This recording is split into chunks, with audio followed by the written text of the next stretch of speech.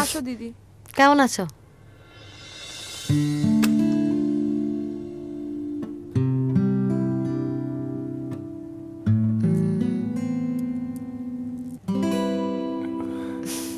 Sorry sorry?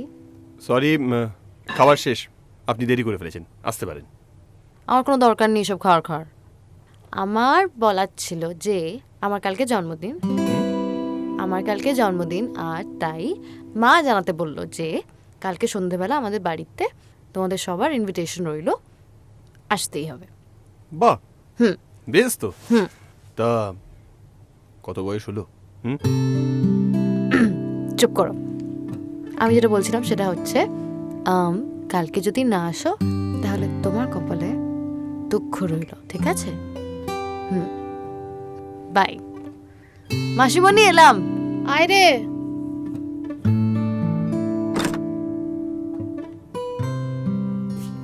মা, এই রাধিকার জন্মদিনে কি দেওয়া যায় বলো তো? সে আমি কি করে বলবো, তোর যেটা ভালো মনে হয় সেটা দে। ঠিক আছে। আচ্ছা তুই মেয়েটাকে এরকম রাগাস কেন বলতো বারবার? আমি রাগাতে ভালোবাসি আর ও রাখতে, তাই।